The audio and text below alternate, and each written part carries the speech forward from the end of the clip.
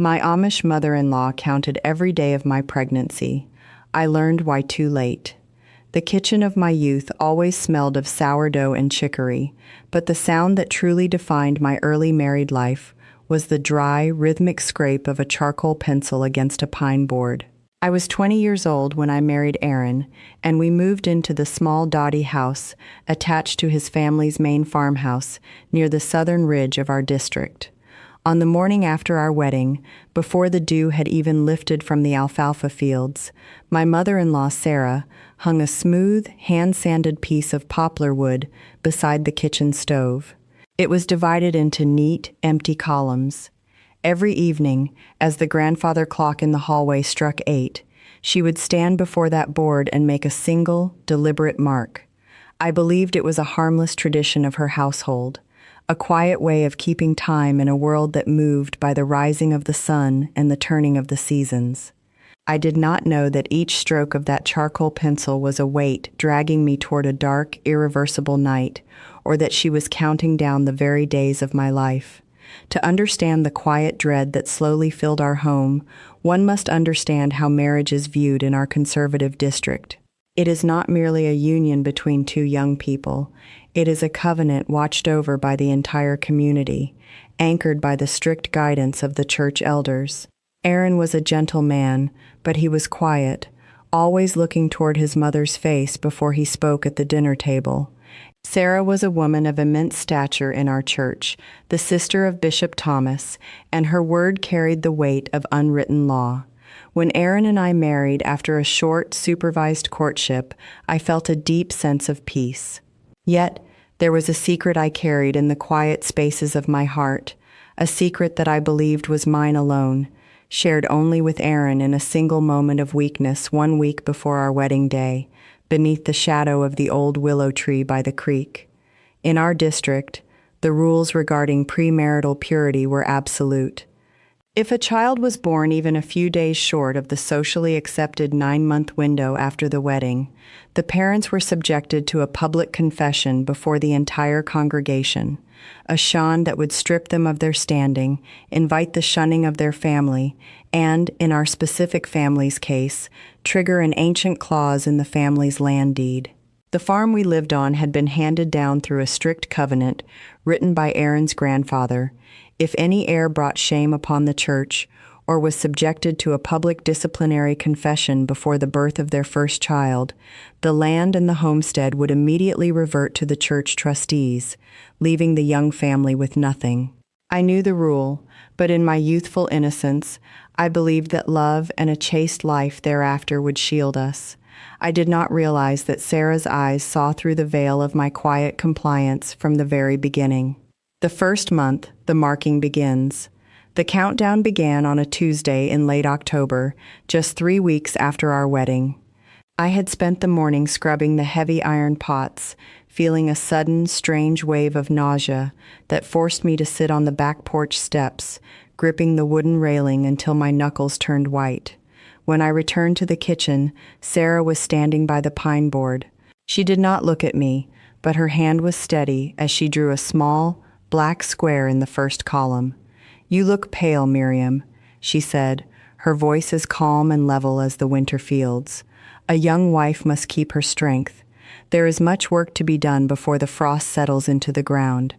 "I am only tired, ma'am," I replied, using the traditional term of respect for a mother-in-law. "The wind was strong last night, and the draft in the bedroom kept me awake." She did not answer. She simply placed the charcoal pencil on the narrow ledge beneath the board and walked out to the dairy barn. That night, I watched Aaron sleep, his breathing slow and even.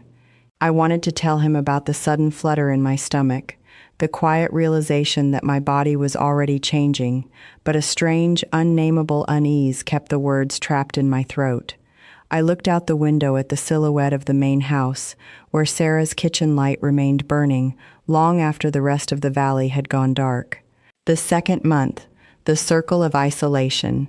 By the time the November winds had stripped the last red leaves from the maples, my pregnancy was no longer a secret within the walls of our house. Sarah's daily routine at the pine board had become more precise. She no longer made simple marks. She began writing small, neat numbers beside each column. Every morning, before she began the baking, she would stand before the board, her fingers tracing the numbers as if she were reading a sacred text. One afternoon, my own mother came to visit, carrying a jar of pickled beets and a bundle of soft flannel wool for sewing. It was the first time we had been alone since the wedding, and my heart leaped at the sight of her familiar, tired face. But before we could sit down at the kitchen table, Sarah entered through the back door, her heavy wool shawl draped over her shoulders like a shroud. "The wind is rising, Martha," Sarah said to my mother, her voice polite but entirely devoid of warmth. "The roads near the creek are already turning to mud. It would be best if you returned home before the horses lose their footing." My mother looked at me, her eyes filled with a quiet, questioning sorrow. "I only wanted to help Miriam with her sewing," she said softly. "We have plenty of cloth here, and Miriam's hands are busy with the household duties," Sarah replied, standing between us. "A young wife must learn the ways of her new home without constant interference." I watched my mother pack her basket, her fingers trembling slightly as she tied the cloth cover. I wanted to cry out, to beg her to stay, to tell her that the house felt colder every day, but the strict training of our youth, to honor our elders, to submit to the authority of the home we had married into, kept me silent. When the door closed behind my mother, Sarah turned to me, her gaze resting on my slightly rounded apron. "We must keep our circle small, Miriam," she said, her voice dropping to a low, intense whisper. "The world is full of eyes that look for weakness. We do not need extra visitors in this house." That evening, as the charcoal pencil scraped against the pine board, marking day 47, I felt the first real wall of isolation closing in around me. The third month, the hidden calculations. As December brought the first heavy snowfall, blocking the county lanes with deep, white drifts, the atmosphere in the Dottie house grew increasingly heavy. I began to notice that Sarah was not just counting the days, she was calculating them against a small, leather-bound German almanac she kept tucked inside her sewing basket. One evening, while Sarah was helping Aaron mend the harness straps in the barn, I crept into the main kitchen. The fire in the stove had died down to a dull red glow, casting long, dancing shadows across the pine board. I pulled the sewing basket from the shelf and opened the worn leather almanac. Inside, on the pages marked for April, Sarah had written several dates in tiny, precise script. Beside the date of April 14th, she had drawn a heavy red cross. My heart began to hammer against my ribs.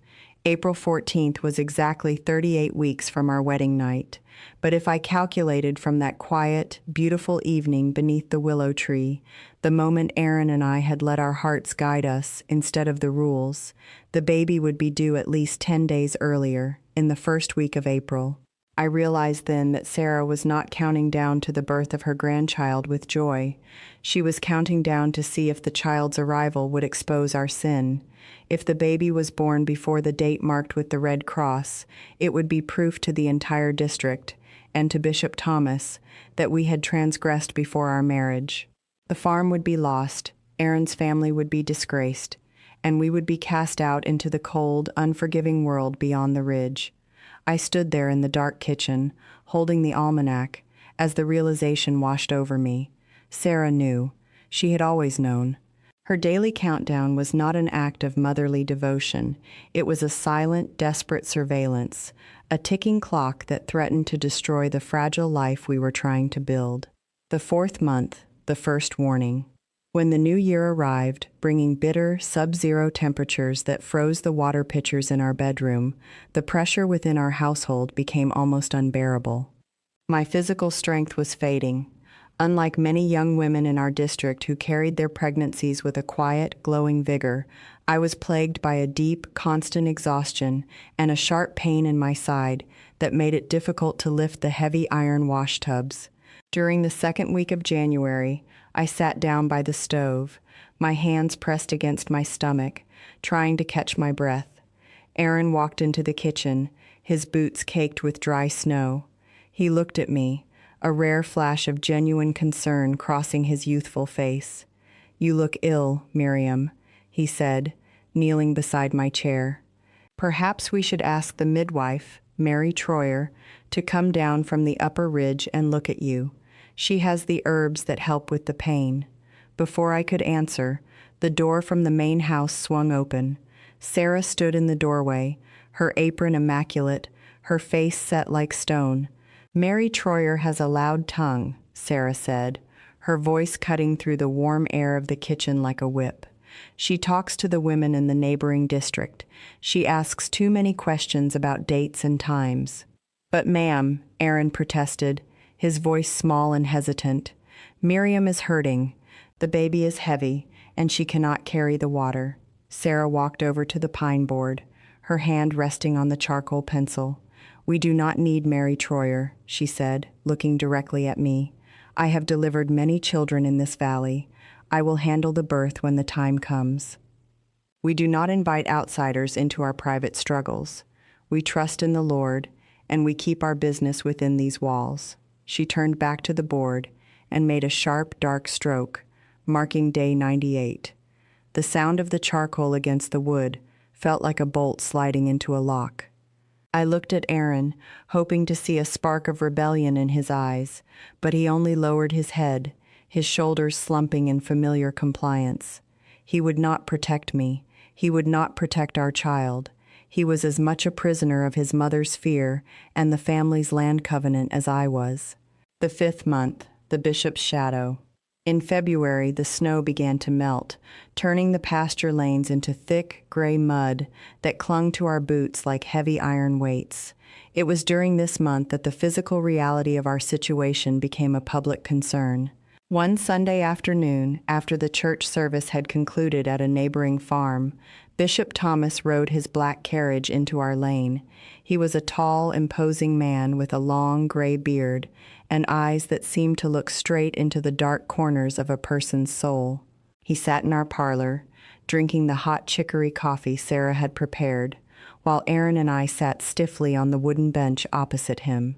"The spring is coming, Aaron," the bishop said, his deep voice filling the small room.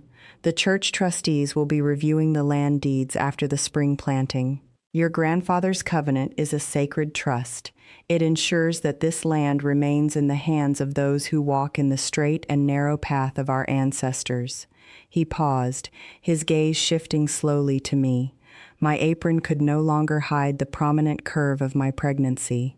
"We expect the first of the new generation to arrive in due time," the bishop continued, his eyes narrowing slightly. "A child born in the fullness of a holy marriage is a blessing to the entire district, but the church must protect its inheritance from any shadow of disorder." I felt a cold sweat break out along my hairline. I could see Sarah standing in the doorway of the kitchen, her hand resting on the frame, her face completely pale but her eyes burning with a desperate, defensive fire. She knew exactly what her brother was saying. The bishop was watching.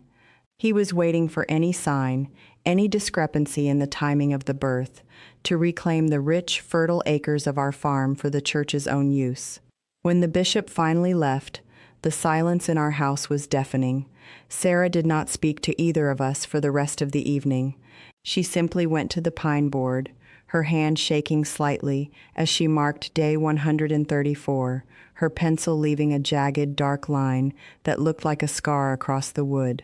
The 6th month, the search for help. By March, the pain in my side had grown from a dull ache to a sharp, burning heat that made it nearly impossible to sleep. I was convinced that something was wrong with the pregnancy.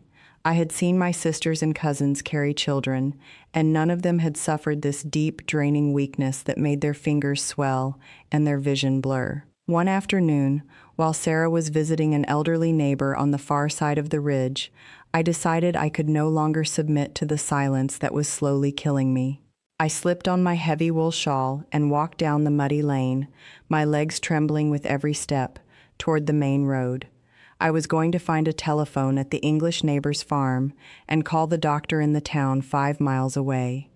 The mud was deep, pulling at my shoes, and the wind was cold against my face. I had managed to reach the edge of our property, where the old wooden fence met the county road, when I heard the sound of a carriage behind me. I turned, my heart sinking into my throat. It was Aaron. He pulled the horse to a stop, his face pale and distressed. "Miriam, what are you doing?" he pleaded, stepping down from the carriage. "If Ma'am finds out you left the property alone, she will be furious. She says we must stay close to the house." "Aaron, please," I sobbed, the tears freezing on my cheeks. "Something is wrong with the baby. I can feel it. The pain is too much, and my eyes are playing tricks on me. We must call the doctor in town. We must get help." He looked at me, and for a brief moment, I saw the gentle boy I had married, the boy who had held my hand under the willow tree and promised to love me forever. He reached out and touched my cheek, his fingers warm against my cold skin. "I am afraid, Miriam," he whispered. "If the doctor comes, the bishop will find out. Ma'am says if we lose the farm, we will have nowhere to go. My family has lived on this ridge for 80 years. We cannot be the ones who lose it. We just have to wait. Just a few more weeks. Ma'am knows what to do." "She doesn't care about me, Aaron," I cried, pulling away from him. "She only cares about the calendar. She only cares about the board on the wall. She is trying to save us," he said, his voice cracking with emotion. "Please, Miriam, get in the carriage. Let's go home." The hope that had flared in my chest died then, cold and sudden. I looked at my husband, realizing that his fear of his mother and the church was greater than his love for me or the child I carried. I got into the carriage in silence, and we rode back to the Dottie house under the gray, indifferent sky. The 7th month, the red markings. As April arrived, the green shoots of winter wheat began to pierce through the dark, wet earth. But inside our kitchen, the darkness had reached its peak. Sarah had stopped using the black charcoal pencil. She had found a piece of red chalk, and the marks on the pine board were now thick, crimson gashes that seemed to bleed down the white wood.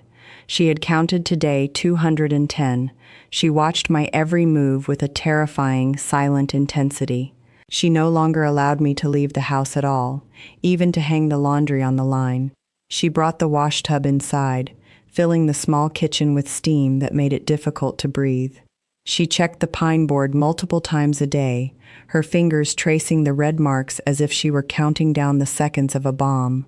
I spent most of my days in our small bedroom, staring at the ceiling, listening to the constant, rhythmic ticking of the grandfather clock in the hallway. I felt like a prisoner, waiting for an execution date. I knew that the baby was growing larger, but the movement in my womb had become slow and heavy, lacking the sharp, energetic kicks of the earlier months. I prayed every night, begging the Lord to let the child hold on, to let the birth happen after the red cross on Sarah's calendar, not for the sake of the farm, but because I knew that if the baby came early, Sarah would do whatever it took to keep the truth from the bishop. The 8th month, the confrontation. The breaking point came on a rainy evening in late April. On day 242 of the countdown, I was sitting at the kitchen table, my head resting on my arms, when I heard Sarah and Aaron speaking in the main house. The door between our dwellings was thin, and their voices carried through the wood, sharp and strained. "She will not make it to the 14th, ma'am." Aaron's voice was filled with a desperate panic. "Her ankles are twice their normal size, and she can barely keep her head up. The baby is dropping. It will come early. It cannot come early." Sarah's voice was a low, fierce hiss that sounded like a snake in the grass. "If that child is born before the 14th, my brother will have the survey team on this land before the week is out. Your father worked 40 years to clear these fields, Aaron. I will not let a slip of the flesh throw it all away to the church trustees." "But what can we do?" Aaron asked, his voice trembling. "We cannot stop the birth. We can control the record," Sarah replied, her voice cold and completely calculating. "If the baby comes early, we do not call anyone. We do not tell your sisters, and we do not call the midwife. We keep her in the room, and we write the date in the family Bible as April 14th. No one will know the difference if the child is small. And if she needs a doctor," Aaron's voice was barely a whisper, She is young, Sarah said, her voice devoid of any human warmth. She is strong enough to survive a quiet birth. The women of our family have always been strong.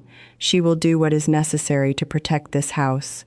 I stood up from the table, my hands shaking so violently I could barely grasp the back of the chair. I walked to the door and pushed it open, standing in the frame, looking at the two of them. They both froze, turning their faces toward me in the dim light of the oil lamp. "I will not let you lie about my child," I said, my voice steady, despite the terror that was screaming in my mind. "And I will not die in this room just to save your fields." Sarah did not flinch. She took a step toward me, her eyes cold and empty as the winter night. "You have already brought shame into this house, Miriam," she said, her voice dropping to a low, menacing register. "You will do as you are told. You will protect this family, or you will find out how cold the world is when you have no home, no husband, and no church to cover your head." I looked at Aaron, but he turned his face away, unable to meet my eyes. I was entirely alone. The 9th month, the irreversible night. The countdown reached its final, terrifying hour on a stormy night in early May. It was day 264. The labor began with a sudden, tearing pain that brought me to my knees on the kitchen floor. The storm outside was howling, the wind whipping the branches of the old willow tree against our bedroom window with a sound like tearing silk. I managed to crawl to the bed, my body shaking with a violent chill. Aaron ran into the room, his eyes wide with fear as he saw the blood on the sheets. "Ma'am," he screamed, running toward the main house. "Ma'am, it's time. It's happening now." Sarah came into the room, carrying a bucket of steaming water and a bundle of clean cloths. Her face was set in a grim, determined mask. She looked at me, then looked at the clock on the mantelpiece. It was 10 o'clock in the evening on May 3rd, still 11 days before the date she had marked with the Red Cross. "Get the Bible, Aaron," she commanded, her voice calm and level despite the storm outside. "And lock the back door. No one comes in or out of this house tonight." "Ma'am, please," I gasped, a wave of intense pain twisting my body. "Call the midwife. Something is wrong. The pain is not right. It's too sharp." "You are fine, Miriam," Sarah said, her hands pressing down on my shoulders, pinning me to the bed with a strength that terrified me. "It is just the fear. We must keep quiet. The bishop's farm is only a mile down the ridge. The wind carries sound on a night like this." Quote. The hours that followed were a blur of pain, shadow, and absolute isolation. I remember the smell of vinegar and the sound of the wind, but most of all, I remember the sight of the pine board hanging on the kitchen wall, visible through the open bedroom door. The red marks seemed to stretch out, a long, bloody ladder that I was being forced to climb alone. By 3 o'clock in the morning, the labor had stalled, the baby was stuck, and my strength was completely gone. My vision was fading into a gray mist, and I could hear the wet, heavy sound of my own shallow breathing. Aaron was kneeling in the corner of the room, his hands over his face, weeping silently. He knew, as I did, that I was slipping away. "Ma'am," Aaron sobbed, his voice breaking through the darkness, "we must get the doctor. She is going to die. Please, ma'am, I don't care about the farm." "Please." Sarah stood at the foot of the bed, her apron stained with my blood.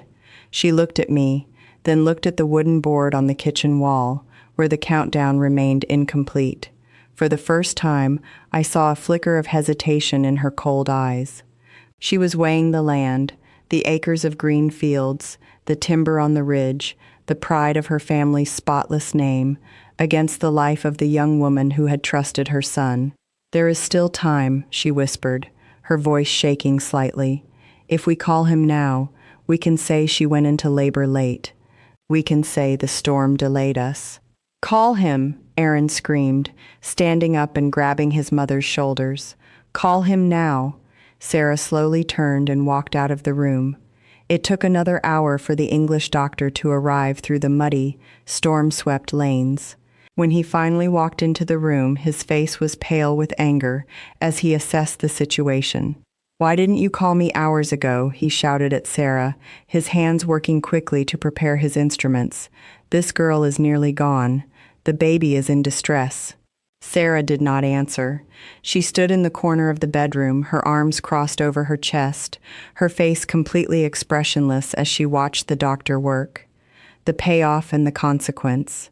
My daughter, Sarah Louise, was born at 5 o'clock that morning.